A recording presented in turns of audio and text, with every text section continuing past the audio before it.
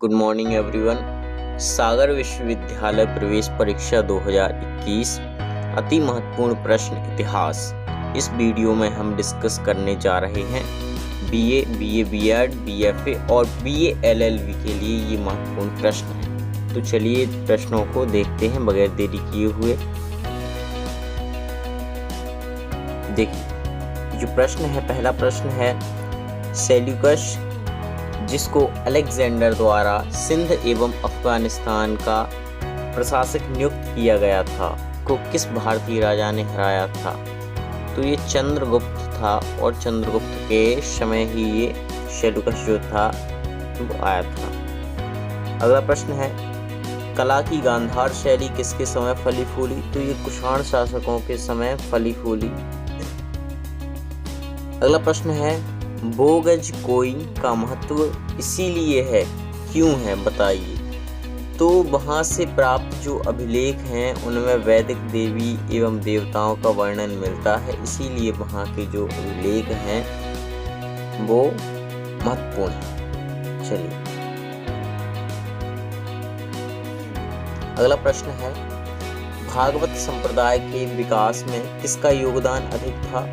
तो ये गुप्त वंश के शासकों का योगदान अधिक था। अगला प्रश्न है आजीविक संप्रदाय के संस्थापक कौन थे?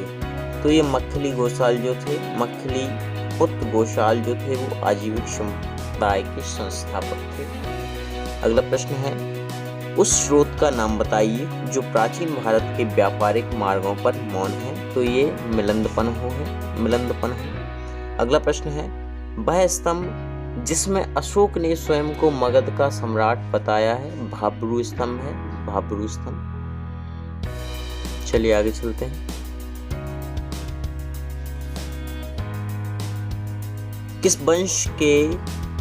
किस शासक वंश ने मंदिरों एवं ब्राह्मणों को सबसे अधिक ग्राम अनुदान में दिया? तो ये गुप्त वंश के शासक हैं। अगला प्रश्न है हड़प्पा सभ्यता में मिट्टी के बर्तनों पर सामान्यतः किस रंग का उपयोग हुआ था? तो ये लाल रंग का उपयोग हुआ था, आपने पढ़ा होगा क्लास 12 एनसीईआरटी। अगला प्रश्न है ऋग्वेद संहिता का नवा मंडल किसको पूर्णतः समर्पित है? तो ये सोम और इस पेय पर नामांकित देवता को समर्पित है। सोम और इस पेय पर नामांकित देवता को समर्पित है। अगला प्रश्न है बराबर की गुफाओं का उपयोग सर्वप्रथम किसने आश्रम के रूप में किया? तो ये आजीविक संप्रदायों ने किया था। आजीविक संप्रदायों के लिए मक्खली पुत्र गोसाल ने गुफाओं का निर्माण कराया था। चलिए आगे चलते हैं।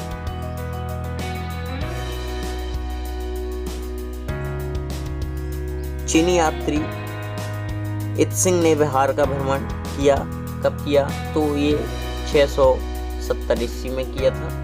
कवि बाण निवासी था, तो कवि बाण का पूरा नाम कवि बाण भट्ट था। ये निवासी कहाँ के थे? ये पाटलिपुत्र के निवासी थे। अगला प्रश्न है हैनसांग की भारत में यात्रा के समय सूती कपड़ों के उत्पादन के लिए प्रसिद्ध नगर था? तो वाराणसी जो था ये प्रसिद्ध नगर था सूती कपड़ों के उत्पादन के लिए। अगला प्रश्न है पाटलिपुत्र में स्थित चंद्रगुप्त महल मुख्यतः बना? तो ये लकड़ी का बना हुआ था। इस प्रकार के प्रश्न पूछ लिए जाते हैं, महत्वपूर्ण होते हैं। अगला प्रश्न है ऋग्वेद का कौन सा मंडल पूर्णतः सोम को समर्पित है? तो ये 9वां मंडल जो है पूर्णतः सोम को समर्पित है। अगला प्रश्न है प्रसिद्ध 10 राजाओं का युद्ध किस नदी पर लड़ा गया? तो ये परशुनी नदी पर लड़ा गया। वर्तमान में ये परशुनी नदी जो है वो रावी नदी का नाम है। आगे चलते हैं। अगला प्रश्न है प्रथम मगध साम्राज्य का उत्कर्ष किस शताब्दी में हुआ? तो ये ईसा पूर्व की 6वीं शताब्दी में हुआ। 6वीं शताब्दी ईसा पूर्व को महान परिवर्तनकाली काल के रूप में जाना जाता है, क्योंकि इसी समय महानगरों और सिक्कों का विकास हुआ था। लोहे का भी विकास इसी शताब्दी में हुआ था। अगला प्रश्न है नालंदा विश्वविद्यालय किसके लिए विश्व प्रसिद्ध था? तो ये बौद्ध धर्म दर्शन के लिए प्रसिद्ध था नालंदा विश्वविद्यालय। प्राचीन काल में यह एक विश्व प्रसिद्ध विश्वविद्यालय था। अगला प्रश्न है गुप्त युग में भूमि राजस्व की दर क्या थी? तो ये उपज का छठा भाग जो था वो भूमि राजस्व की दर थी। अगला प्रश्न है पृथ्वीराज रासो के लेखक कौन है? तो पृथ्वीराज रासो जो है ये चंद्रबरदाई की कृति है। बहुत बार एग्जाम में पूछा जाता है प्रश्न। अगला प्रश्न है विजयनगर के राजा कृष्णदेवराय ने गोलकुंडा का युद्ध किस राजा के साथ लड़ा? तो ये कुली कुतुब शाह के साथ लड़ा, कुली कुतुब शाह।